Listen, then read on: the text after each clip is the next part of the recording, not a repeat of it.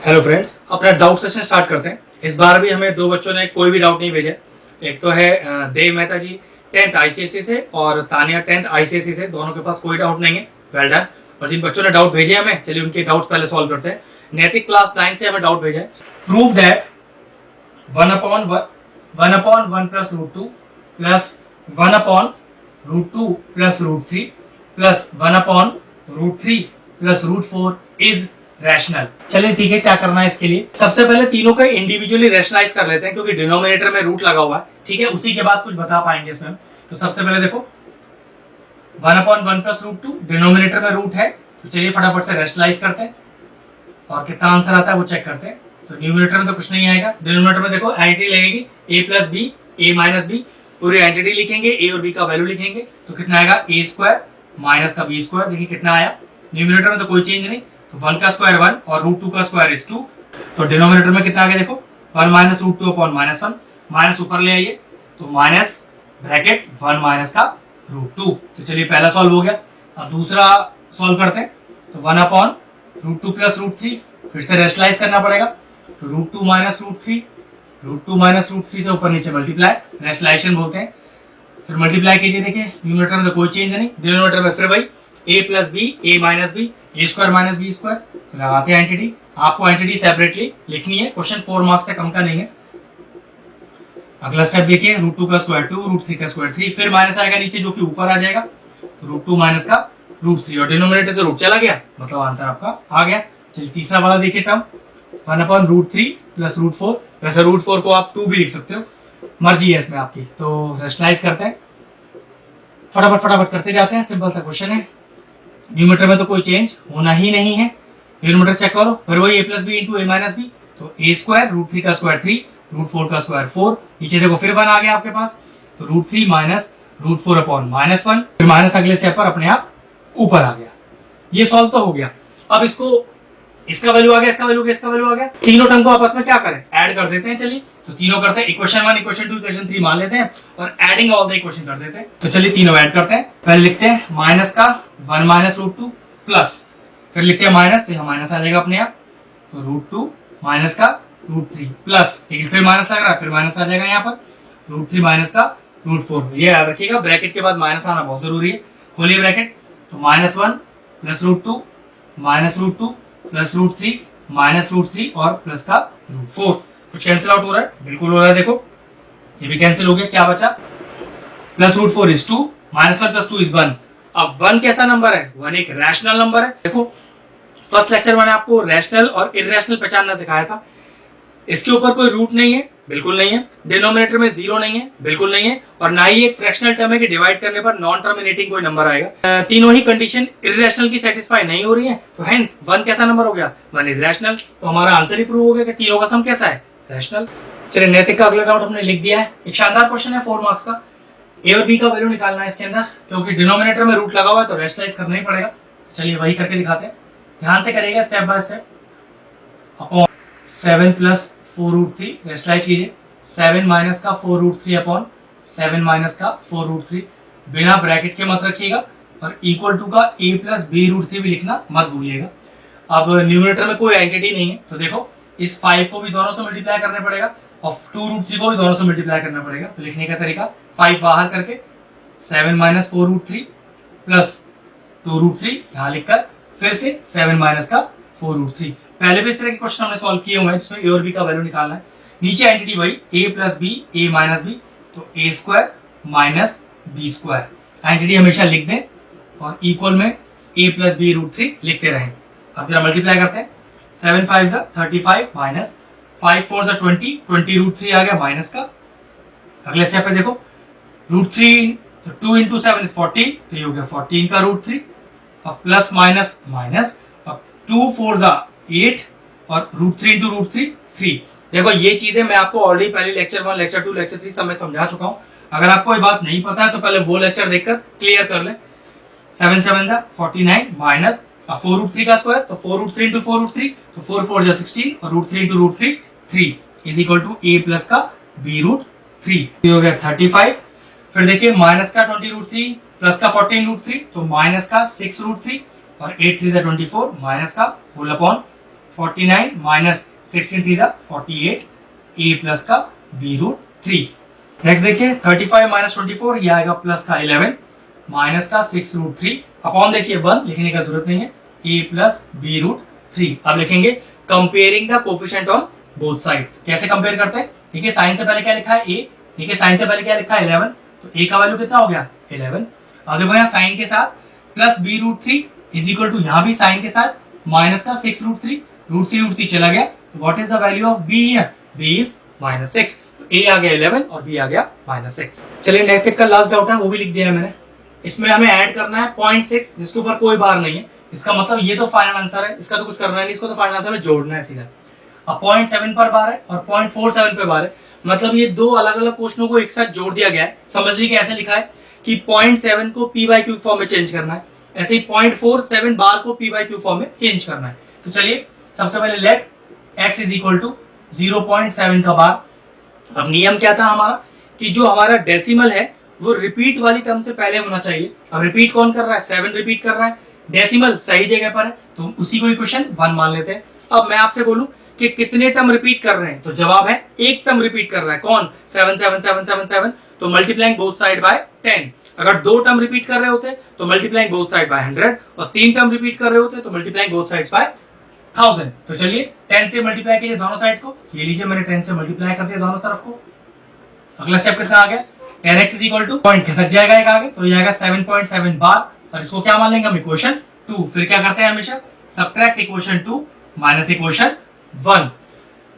तो LHS में से LHS घटाइए, तो 10x माइनस x, और RHS में से RHS घटाइए, 1.7 बार माइनस 0.7 बार, तो 10x में से 1x गया 9x, और 7.7 बार में से 0.7 बार माइनस कीजिए, तो बार से बार तो चला गया, यहाँ कितना बचा? 7 आ गया, तो x का वैल्यू कितना आ गया? 7/9। तो देखो इसको तो 0.6 लेकर रहने दो क्योंकि ये तो फाइनल आंसर है, बार नहीं लग रहा, हम सिर्फ बार वाले टर्म को ही सॉल्व करते हैं।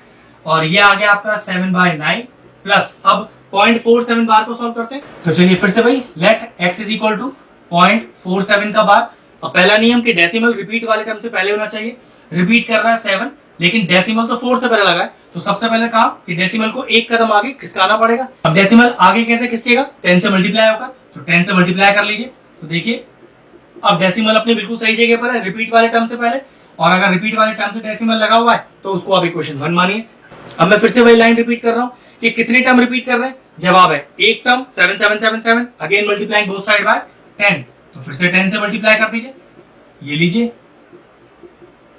अब कितना आ गया? ये आ गया 100x इज इक्वल टू, ये आ गया 47.7 का बार। पॉइंट फिर खिसक गया एक कदम आगे, और मेक इट इक्वेशन 2। अगेन फिर से वही सबट्रैक्ट इक्वेशन 2 माइनस का इक्वेशन 1, तो LHS में से LHS घटाइए, तो 100x माइनस का 10x is equal to RHS में से RHS घटाइए, 47.7 का बार माइनस 4.7 का बार, तो 100 में से 10 गया 90, x हो गया।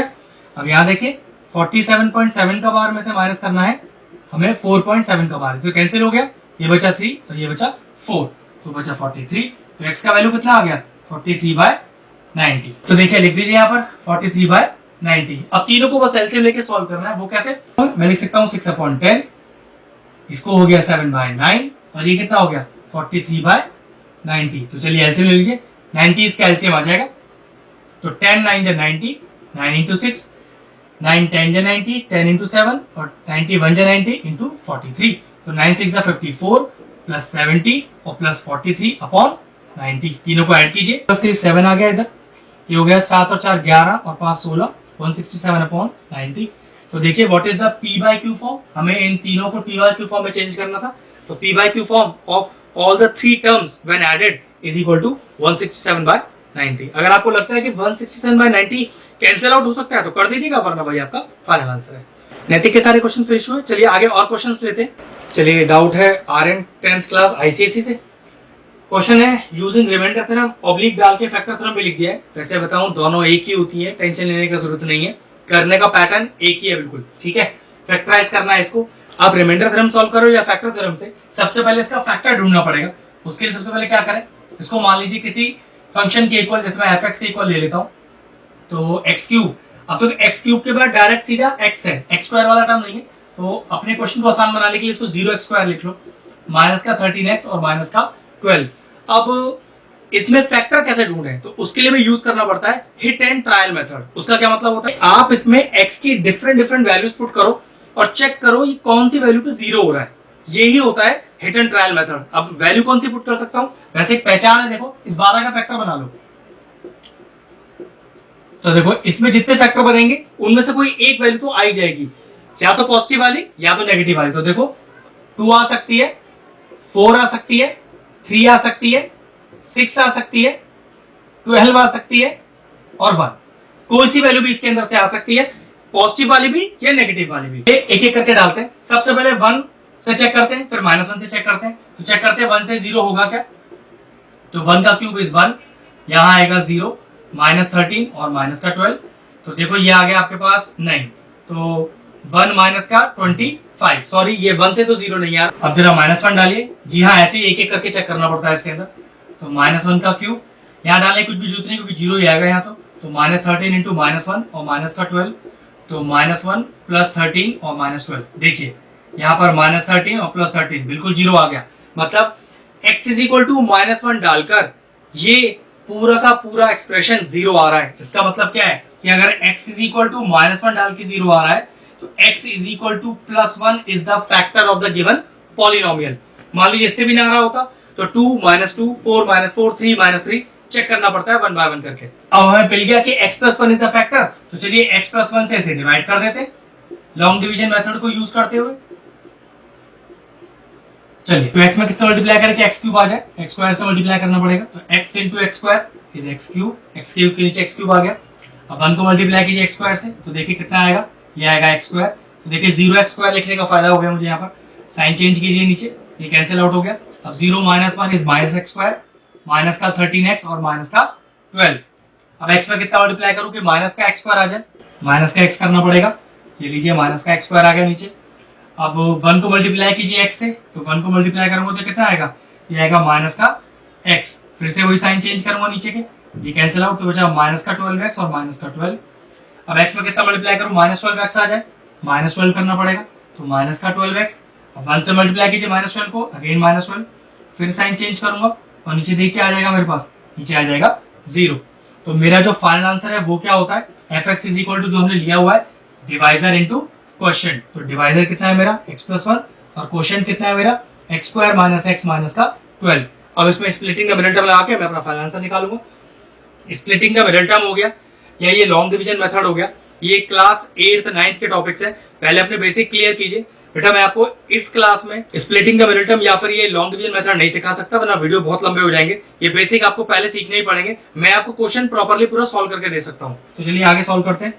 12 का स्प्लिट लेते हैं, देखिए स्प्लिट कितना आएगा, 4 और 3, मुझे चाहिए माइनस का 1, तो बिल्कुल मिल गया। देखो मुझे आंसर में कितना आएगा, देखो x स्क्वायर माइनस का 4x प्लस का 3x माइनस का 12 कितना आया, x+1 ब्रैकेट। चलिए पहले में से कॉमन क्या आया, 2 में से x आ गया, बचा क्या x -4, फिर +3 कॉमन आ गया अगले में से, क्या बचा x माइनस का 4। तो फाइनल आंसर इज x+1, कितना कॉमन आ रहा है x -4 और कितना बचा x प्लस का 3। स्प्लिटिंग का मिडिल टर्म सिंपल किया। अब मैंने फैक्टराइज कर दिया पूरे एक्सप्रेशन को, x+1 x -4 और x+3। एक बात और लॉजिक बता देता हूँ, कितना पावर x का मैक्सिमम 3, तो पक्की बात है आपके पास 3 फैक्टर ही आएंगे। ठीक है, क्वेश्चन फिनिश हुआ। आरएन का नेक्स्ट आउट लिख दिया है, तो चलिए फिर से देखते हैं भाई। क्वेश्चन तो सेम ही है कि रिमाइंडर थ्योरम यूज करो या फैक्टर थ्योरम, कुछ भी एक क्वेश्चन लिखा आ सकता है। फैक्टराइज करना है इसको, तरीका बिल्कुल वही है कि इसमें अपनी तरफ से कोई वैल्यू पुट कीजिए और चेक कीजिए किस वैल्यू पर ये फंक्शन 0 हो रहा है। तरीका मैंने आपको बताया था कि इस 26 का फैक्टर निकाल लीजिए।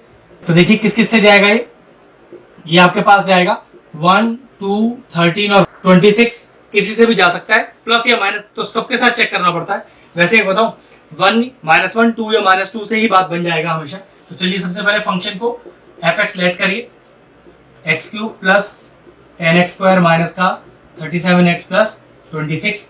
चलिए 1 डालते हैं पहले f में, चेक करते 0 हो रहा है कि नहीं हो रहा होगा तो फिर -1 डालेंगे पिछले वाले क्वेश्चन की तरह।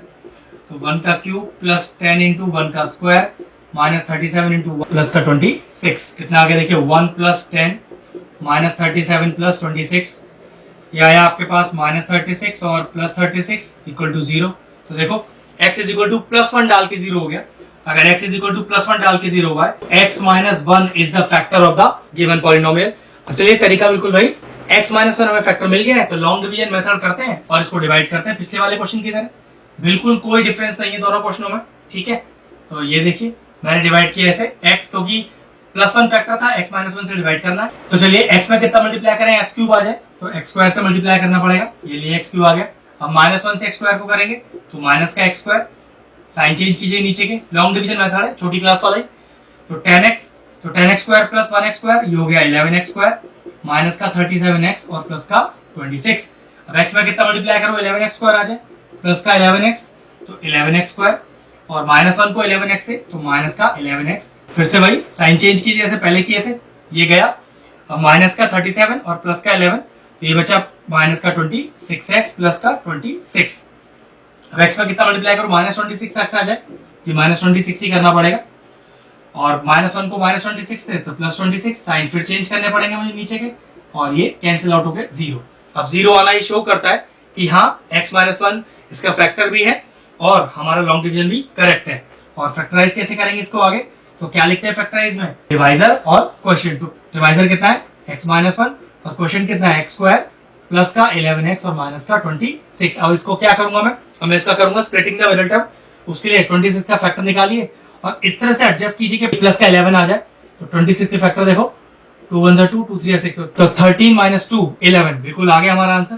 तो x माइनस वन तो किसमें फैक्टराइज हुआ 11, प्लस का 13x और माइनस का 2x माइनस का 26। x माइनस वन तो एज इट इज रहेगा, यहाँ देखो पहले दो में से क्या कॉमन आ रहा है, x कॉमन आ रहा है, तो क्या बचा x प्लस 13।